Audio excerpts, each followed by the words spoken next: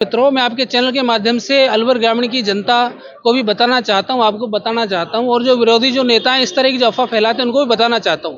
मैं पिछले 10 साल से भारतीय जनता पार्टी की टिकट की दावेदारी कर रहा हूं और प्रबल तरीके से दावेदारी कर रहा हूं। पिछली बार भी मुझे टिकट नहीं मिला, हमारे कार्यकर्ता को मिला, पार्टी के अच्छे कार्यकर्ताओं को मिला। उससे पहले मैंने टिकट मांगा, मुझे टिकट नहीं मिला। दोनों बार मैंने भारतीय जनता पार्टी के एक कर्तव्यनिष्ठ कार्यकर्ता की तरह काम करते हुए और अपने पैसेंस का परिचय दिया है मैंने, और मैं दावेदारी कर रहा हूं टिकट की। पार्टी मेरे पे विचार करेगी ऐसी मुझे उम्मीद है, और अगर मुझे टिकट मिलता है तो अच्छे बहुमत के साथ भारतीय जनता पार्टी अलवर ग्रामीण से जीत के आएगी। सरकार है, युवाओं के साथ धोखा करने वाली सरकार है। किसानों के साथ कांग्रेस का जो ये बड़ा नेता कहते हैं राहुल गांधी जी को, मालाखेड़ा में आके दस्तक की गिनती बोल के और कर्ज माफी का झूठा वादा करके गए थे। ये सारे मुद्दों से, इन सारे झूठे वादों से राजस्थान की जो जनता है वो बहुत दुखी हो गई है। इसलिए पूरे राजस्थान की जनता परिवर्तन चाहती है इस बार। उनका पिछड़ा हुआ पूर्णतः इलाका है, क्योंकि यहाँ पे जब जब कांग्रेस की सरकार आई है या अन्य सरकार आई है, किसी ने कोई ध्यान नहीं दिया यहाँ पे। और यहाँ पे आज भी 70 साल पुरानी जैसी स्थिति बनी हुई है। यहाँ के युवा हैं जो 18 साल के युवा हैं, पढ़े लिखे हैं, एजुकेटेड उनको होना चाहिए, वो लोग भी शिक्षा से वंचित रहे, उनको नौकरियां नहीं मिल रही है। और दूसरा है कि किसान भाई हैं जिनको क्या किसान के क्षेत्र में उनको अलग अलग प्रकार की सुविधाएं मुहैया कराई जा सकती है। सेंट्रल गवर्नमेंट से भी ऐसे स्कीम आ रही है, क्योंकि उनको जो कांग्रेस की गवर्नमेंट रही है यहाँ पे वो क्या धरातल पे आने नहीं देती है। इसलिए हमारा ये मुख्य रहेगा युवाओं को रोजगार देना और शिक्षा को बढ़ावा देना, और जो सरकार से जो स्कीम आ रही है उनको धरातल पे लाने का उद्देश्य के साथ ही हम चुनाव में हैं। अलवर ग्रामीण क्षेत्र के अंदर यहाँ पर 2023 के चुनाव नजदीक है और यहाँ पर क्या कुछ माहौल है, तमाम जानकारियों से आपको मैं अवगत कराऊंगा। इस वीडियो के साथ बने रहिएगा, वीडियो को ज्यादा से ज्यादा शेयर करते रहे, चैनल को सब्सक्राइब कर दे ताकि इस तरह की जो तमाम हम लेटेस्ट खबरें डालते हैं उनका नोटिफिकेशन आप सभी को मिलता रहे। अलवर ग्रामीण से जुझारू और कर्मठ नेता भाई सैनराज चौधरी जी मेरे साथ में मौजूद है।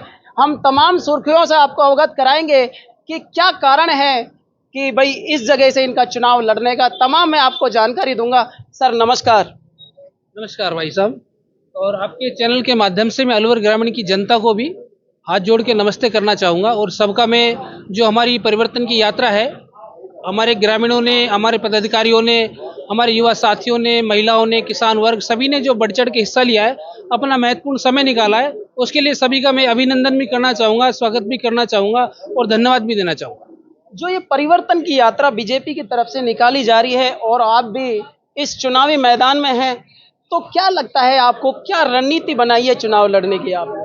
देखो, रणनीति जो राजस्थान के अंदर कांग्रेस की भ्रष्ट सरकार है, जो वादा खिलाफी करने वाली सरकार है, युवाओं के साथ धोखा करने वाली सरकार है, किसानों के साथ कांग्रेस का जो ये बड़ा नेता कहते हैं राहुल गांधी जी को, मालाखेड़ा में आके दस्तक की गिनती बोल के और कर्ज माफी का झूठा वादा करके गए थे।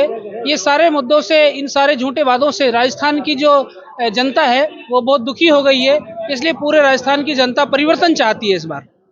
तो आपका जो चुनाव लड़ने का मेन मुद्दा है, किस मकसद से, किस मुद्दे को लेकर चुनाव लड़ना चाहते हैं? देखो, अलवर ग्रामीण के अंदर जो सबसे बड़ी समस्या है वो पानी को लेकर समस्या है। जो ईआरसीपी का हम लोगों ने जो प्लान बनाया है उसको भारतीय जनता पार्टी धरातल पे लाने की पूर्ण कोशिश करेगी और वास्तव में उसको लाके जो है हम चैन लेंगे। और यहाँ पे जैसे ये अलवर ग्रामीण का पिछड़ा हुआ पूर्णतः इलाका है, क्योंकि यहाँ पे जब जब कांग्रेस की सरकार आई है या अन्य सरकार आई है, किसी ने कोई ध्यान नहीं दिया यहाँ पे। और यहाँ पे आज भी 70 साल पुरानी जैसी स्थिति बनी हुई है। यहाँ के युवा हैं जो 18 साल के युवा हैं, पढ़े लिखे हैं, एजुकेटेड उनको होना चाहिए, वो लोग भी शिक्षा से वंचित रहे, उनको नौकरियां नहीं मिल रही है।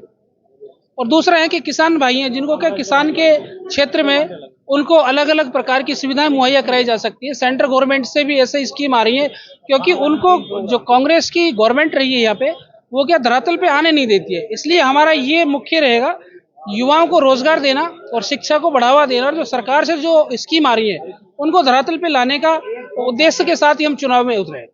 चुनावी मैदान में इस उद्देश्य से आप उतरे हैं, लेकिन कल को ऐसा हो जाता है कि भाई आपको टिकट नहीं मिलती है, तो आप कौन सी पार्टी के साथ बगावत करेंगे या फिर पार्टी के साथ ही रहेंगे?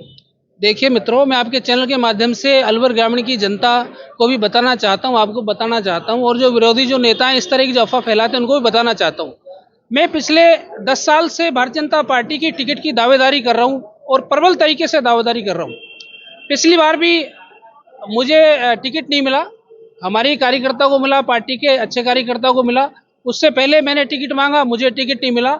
दोनों बार मैंने भारतीय जनता पार्टी के एक कर्तव्यनिष्ठ कार्यकर्ता की तरह काम करते हुए और अपने पैसेंस का परिचय दिया है मैंने, और मैं दावेदारी कर रहा हूं टिकट की। पार्टी मेरे पे विचार करेगी ऐसी मुझे उम्मीद है, और अगर मुझे टिकट मिलता है तो अच्छे बहुमत के साथ भारतीय जनता पार्टी अलवर ग्रामीण से जीत के आएगी।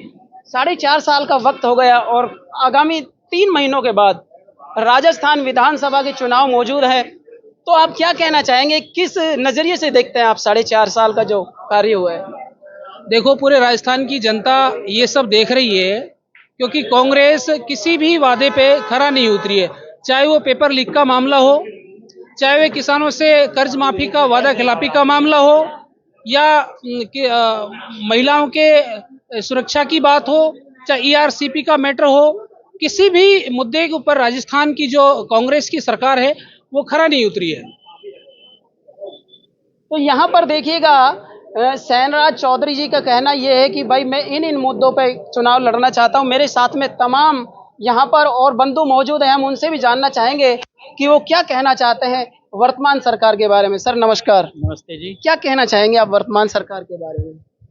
देखिए, वर्तमान सरकार ने जो भ्रष्टाचार किया है वो किसी से छुपा हुआ नहीं है।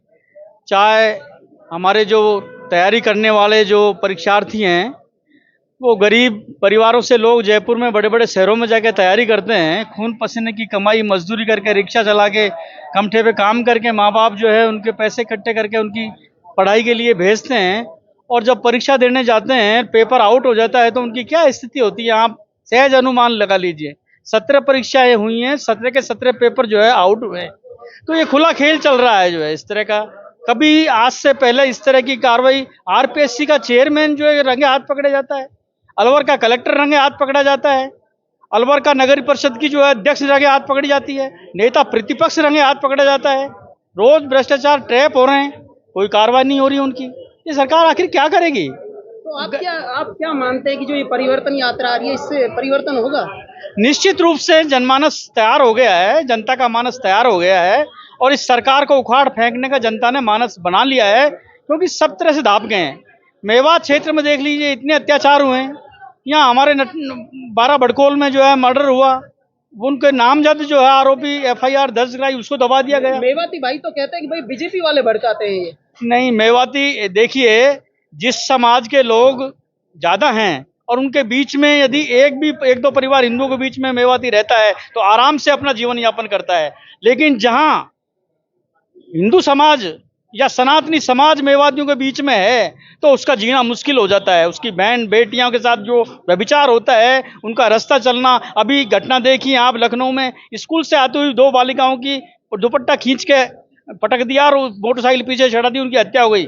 तो यहाँ योगी जैसा शासन लाना पड़ेगा राजस्थान में। यहाँ के नेताओं को इतनी हिम्मत दिखानी पड़ेगी कि एक चौराहे पे घटना घटी है, दूसरे चौराहे पे नहीं जाने देंगे। यही है वो घटना। हम पार्टी के कार्यकर्ता हैं, कमल का फूल खिलाने के लिए प्रयास करेंगे। जो भी प्रत्याशी टिकट लेकर आएगा उसके लिए हम काम करेंगे, और परिवर्तन यात्रा के माध्यम से, इस संकल्प यात्रा के माध्यम से हम इस सरकार को उखाड़ फेंकने के लिए जन जागृति का काम करेंगे। उसमें पूर्ण निष्ठा से सभी काम करेंगे जो है।